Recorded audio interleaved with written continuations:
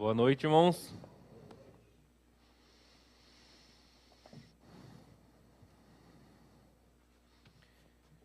Abram as suas Bíblias em Lucas capítulo 18, versículo 35 ao 43. Lucas capítulo 18, versículo 35 até o 43.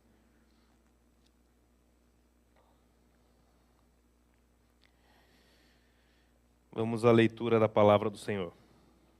Ao aproximar-se Jesus de Jericó, um homem cego estava sentado à beira do caminho, pedindo esmola. Quando ouviu a multidão passando, ele perguntou o que estava acontecendo. Disseram-lhe: Jesus de Nazaré está passando. Então ele se pôs a gritar: Jesus, filho de Davi, tem misericórdia de mim. Os que iam adiante o repreendiam para que ficasse quieto. Mas ele gritava ainda mais: Jesus, filho de Davi, tem misericórdia de mim. Jesus parou e ordenou que o homem lhe fosse trazido. Quando ele chegou perto, Jesus perguntou-lhe: O que você quer que eu lhe faça? Senhor, eu quero ver, respondeu ele. Jesus lhe disse: Recupere a visão, a sua fé o curou. Imediatamente ele recuperou a visão e seguia Jesus, glorificando a Deus. Quando todo o povo viu isso, deu louvores a Deus. Vamos orar?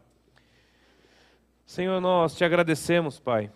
Te agradecemos como casos como aconteceram hoje, Senhor, de pessoas entregando a sua vida ao Senhor, Deus, e aceitando um tratamento para se livrar das drogas, da rua, da criminalidade. Te agradecemos porque é só o Senhor que faz isso. Te agradecemos porque o Senhor cura as pessoas de dentro para fora.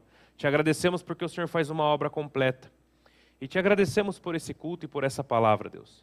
Que o Senhor possa falar através de mim para a edificação da Tua igreja e que nós possamos meditar nessa palavra, Pai. E que essa palavra venha nos alimentar dia após dia das lições que podemos tirar desse texto. É isso que eu te peço, eu te agradeço em nome de Jesus. Amém. Todos já leram essa passagem? É uma passagem muito, mas muito conhecida. Jesus ele estava indo até Jericó, e essa mesma passagem aparece em Marcos capítulo 10. E em Marcos capítulo 10 nós conseguimos identificar que esse cego se chamava Bartimeu. Lucas não diz o nome do cego, mas Marcos dá o nome dele. O nome dele era Bartimeu. Bartimeu ele era um cego que pedia esmolas, ele era um mendigo, né? Que pedia esmolas e ele tinha deficiência visual, ele não enxergava. E ele ficava sentado à beira do caminho, próximo à entrada da cidade de Jericó.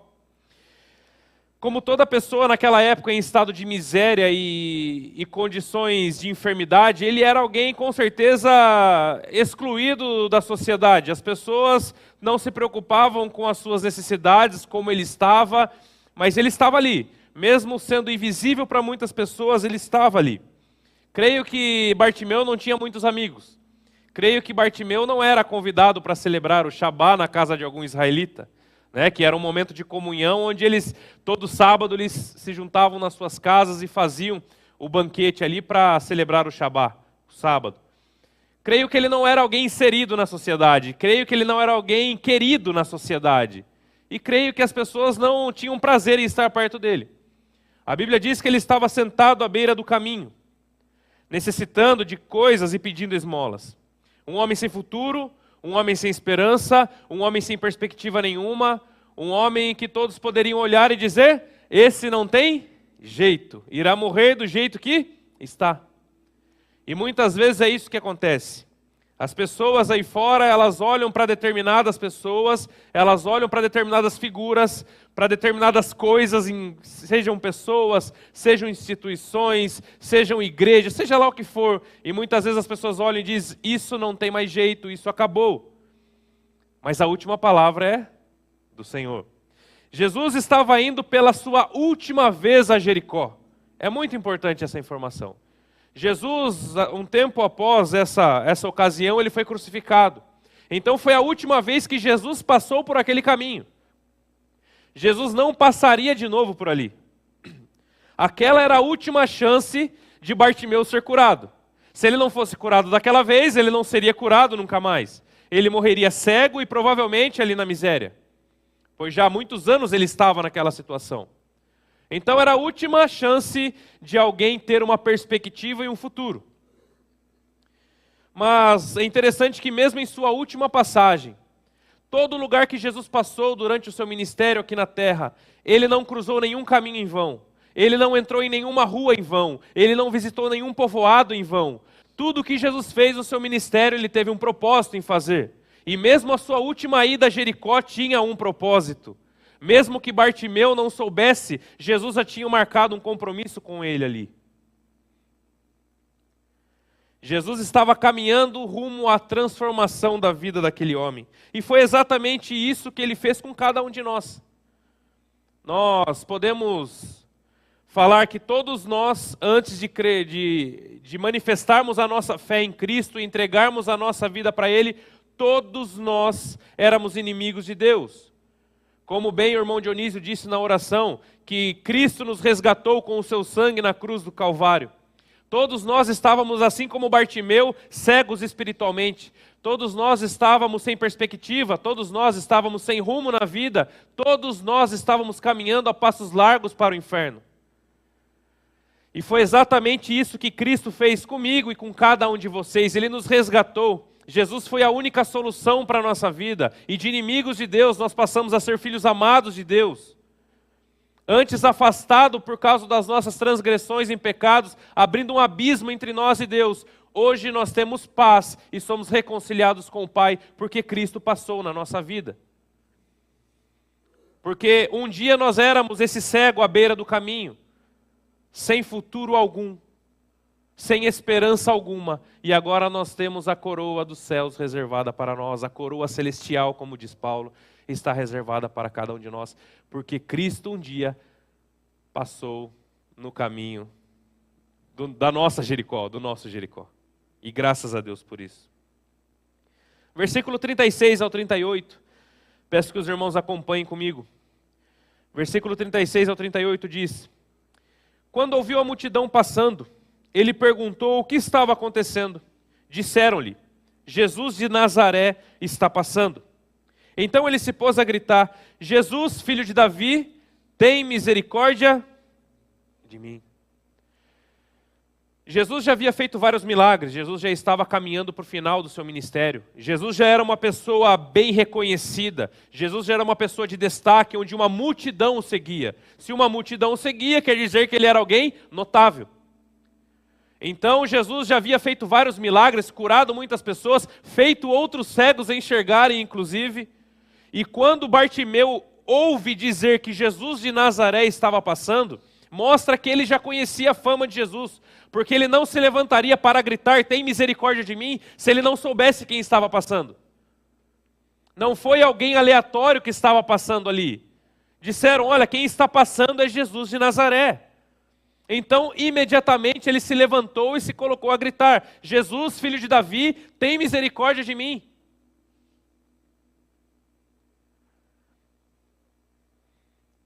Bartimeu, ele chamou a atenção do único que poderia mudar a sua situação. Bartimeu clamou por misericórdia. Um ponto importante que nós temos que reconhecer aqui é que se nós não reconhecermos a nossa cegueira e se nós não reconhecermos a nossa posição de enfermidade perante Deus, mesmo que não física, mas com certeza espiritual, nós jamais teremos o perdão de Cristo. Bartimeu, ele só chamou a atenção de Jesus porque ele reconheceu que ele era cego, ele reconheceu que ele era alguém enfermo e ele reconheceu que ele precisava de uma transformação em sua vida. O reconhecimento de quem nós somos é o princípio de todas as coisas. Isso nos incentiva a olhar para dentro de nós mesmos, quem nós somos, o que estamos fazendo, de que forma estamos vivendo. E se realmente nós entendemos que nós precisamos de Cristo para mudar a nossa vida, mesmo que nós já tenhamos aceitado a Cristo na nossa vida, será que todo dia nós estamos como Bartimeu, pedindo a Jesus, clamando por misericórdia, porque embora nós já somos salvos e graças a Deus por isso, nós pecamos todos os dias, nós temos as nossas falhas todos os dias, e todos os dias ainda continuamos ofendendo a Deus com os nossos pecados? Será que nós temos olhado para dentro de nós e procuramos mudar as nossas atitudes? Procuramos ser pessoas que enxergamos espiritualmente falando? Será que muitas vezes nós não estamos vivendo como um cego espiritual? Embora nós não precisamos mais viver como um cego espiritual, porque Cristo já abriu os nossos olhos, mas pelos nossos pecados e muitas vezes pela falta de santidade e um caminhar reto na presença de Deus, nós mesmos acabamos voltando a sentar à beira do caminho, assim como Bartimeu. Temos que reconhecer quem nós somos e todos os dias nós temos que clamar a Deus para que Ele nos faça enxergar. O que você precisa enxergar? Até pelo que eu sei, ninguém aqui é cego. Talvez tenha alguém nos ouvindo, né, pela internet, nessa situação, mas aqui nós não temos. Mas talvez aqui o problema não é uma cegueira física, mas é uma cegueira espiritual. Talvez você não está vendo coisas que você já deveria ver. Talvez você já tem muitos e muitos anos de igreja, mas você ainda não amadureceu, como Paulo dizia, que existem as crianças na fé. O amadurecimento espiritual não tem nada a ver com idade ou quantos anos você tem de igreja, mas tem a ver com você entender a vontade de Deus e enxergar as coisas de uma forma espiritual. E nós precisamos disso. Temos que clamar a Deus: Senhor, me dá visão. Me dá uma visão espiritual, me dá um discernimento para que eu possa agradar ao Senhor. Para que eu possa estar perante ao Senhor e de acordo com a tua vontade. No versículo 39 ele continua e diz assim: os que iam adiante o repreendiam para que ele ficasse quieto, mas ele gritava ainda mais: Filho de Davi, tem misericórdia de mim. Bartimeu, mais uma vez, ele se coloca a gritar ainda mais, porque a multidão que estava seguindo Jesus olhou e disse que um cego, mendigo, alguém que é a escória da sociedade para aquela época, o que esse homem quer com o mestre? O que esse homem quer com alguém notável, onde uma multidão está seguindo? Em Marcos diz a seguinte expressão: cale a boca, falavam assim para ele. E gritavam para que ele calasse a boca. Irmãos, uma coisa que nós temos que entender é que, e reparar que é muito interessante, que a multidão não estava nem um pouquinho preocupada quando ele estava sentado na beira do caminho, cego, com fome e com frio. A multidão não estava nem aí para ele. Mas no momento em que ele se colocou de pé e gritou por misericórdia, uma multidão se levantou para que ele ficasse quieto. E muitas vezes é assim que o diabo age na sua vida e na minha vida. Quando você está sentado na beira do caminho, quando você está com as suas dificuldades, quando você não consegue enxergar um palmo à frente do seu nariz, muitas vezes você não vai sofrer oposição alguma. Mas a partir do momento em que você se coloca de pé para clamar a Deus, clamar a Jesus para que Ele passe na sua vida e Ele transforme a sua vida, o diabo levantará muitas pessoas para dizer para que você cale a boca.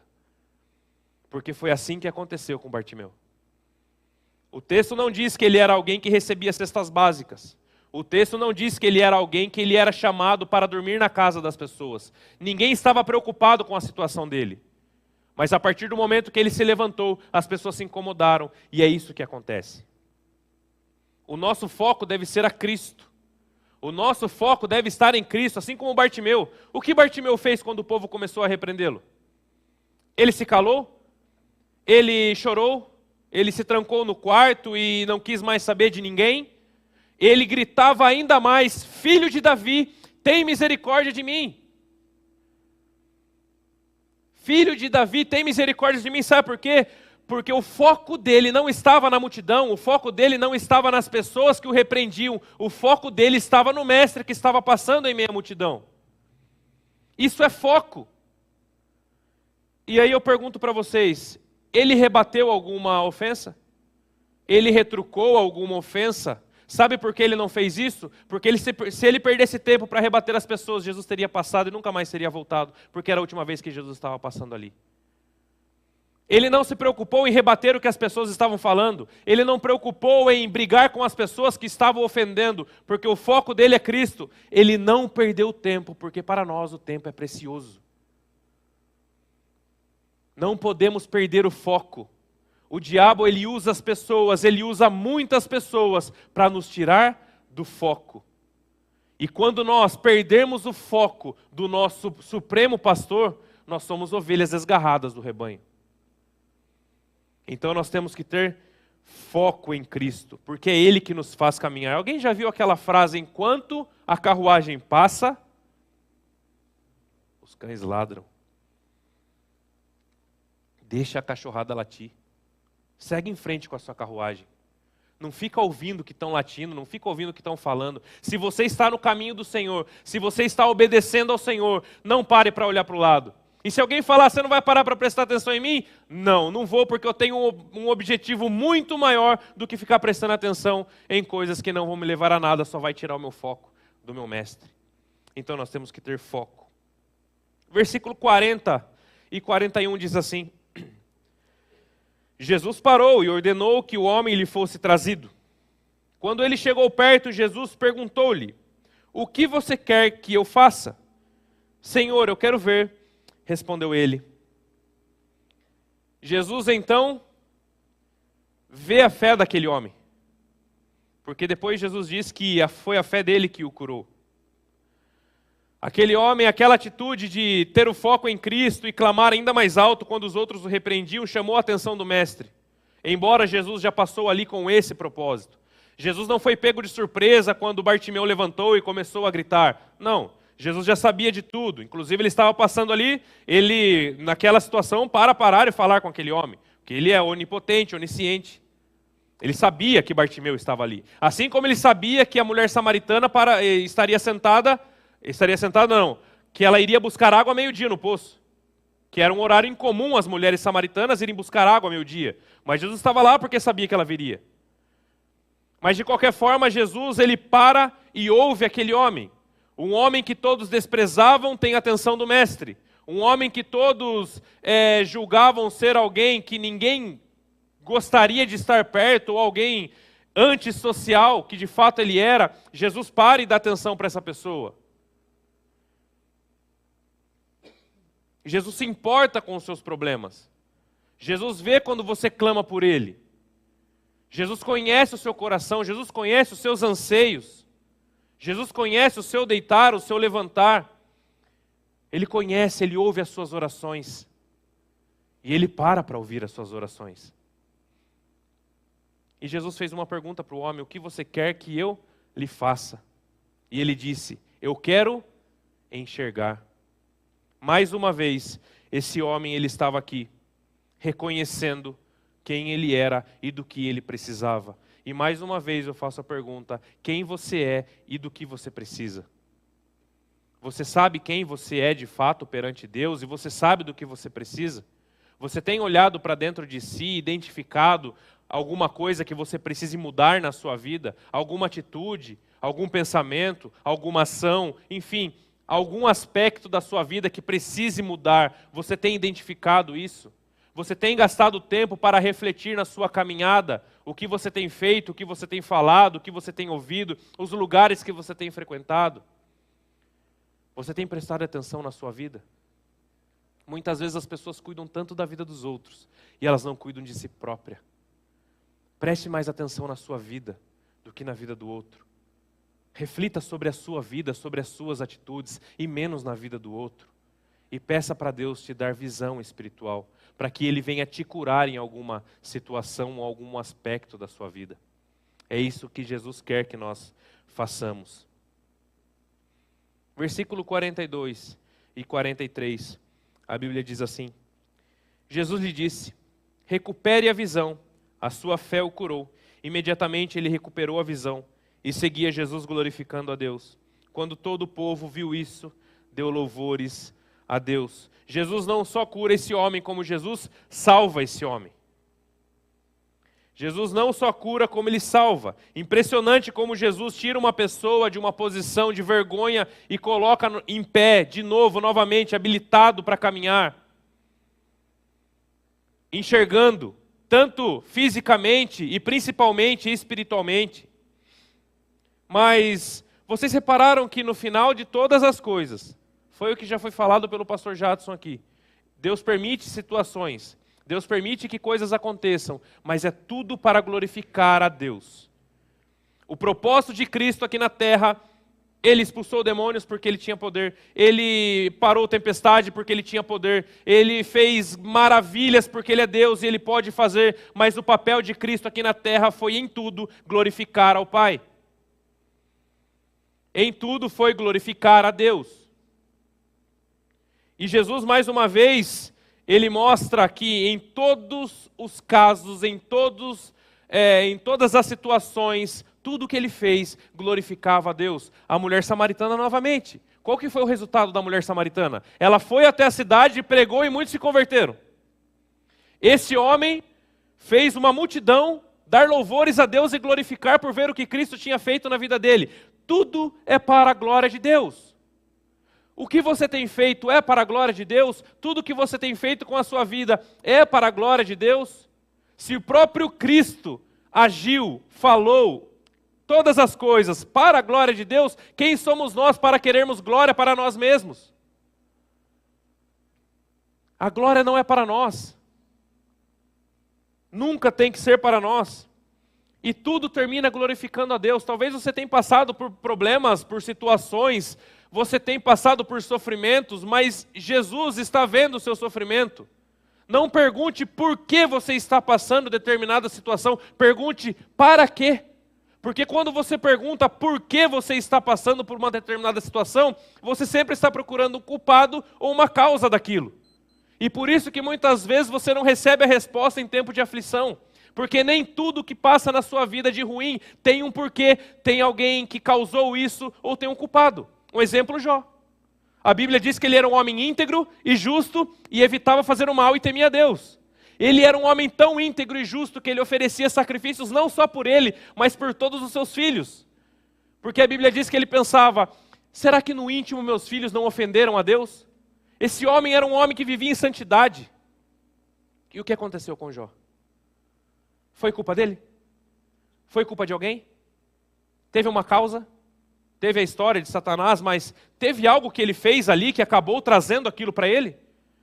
Então não pergunte por quê, pergunte para quê. Senhor, para que eu estou vivendo isso? Para que isso vai servir para a tua glória? Para que essa experiência que eu estou passando vai glorificar o Senhor lá na frente?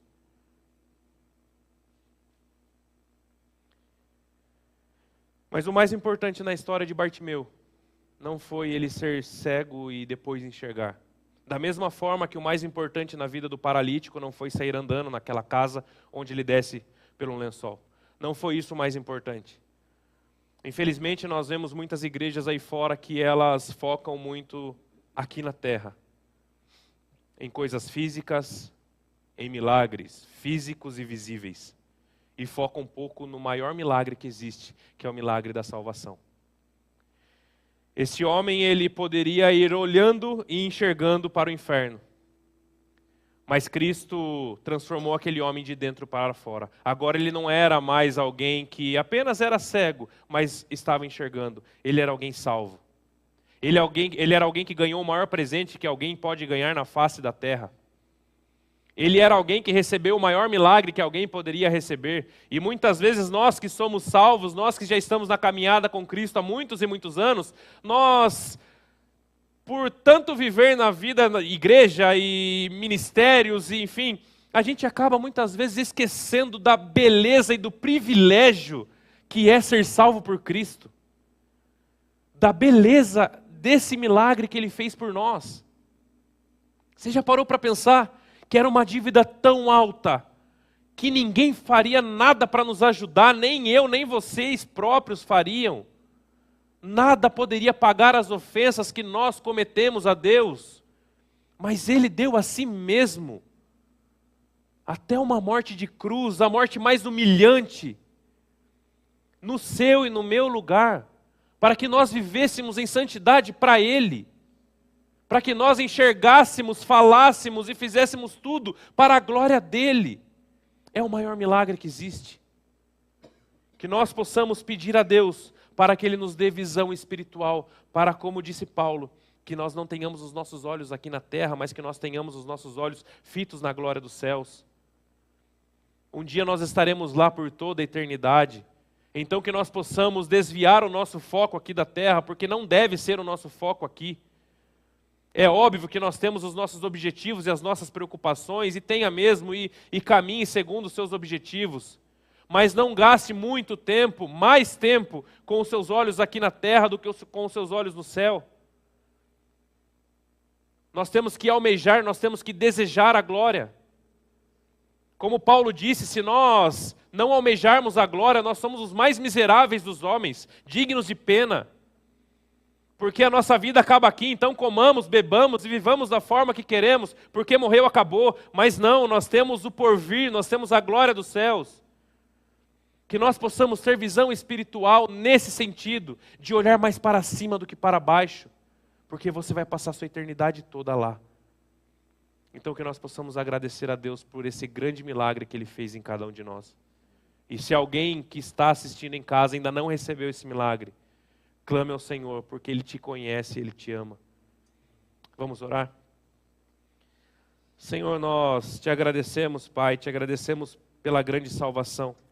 Te agradecemos porque um dia nós estávamos caminhando a um abismo, mas o Senhor abriu os nossos olhos e nos fez enxergar que na frente tinha um abismo. Te agradecemos porque o Senhor nos transformou por completo. E te pedimos perdão, Pai, por sermos imperfeitos, por ainda fazermos coisas erradas, porque ainda estamos vivendo no corpo desta morte, como disse Paulo.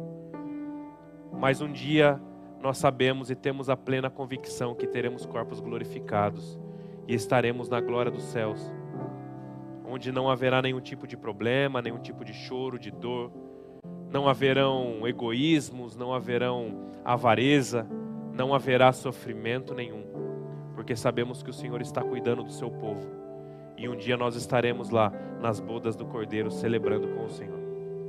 Muito obrigado, Pai, por essa grande vitória, esse grande milagre com a qual o Senhor nos deu, pago com o seu sangue na cruz. É isso que eu te peço e eu te agradeço em nome de Jesus.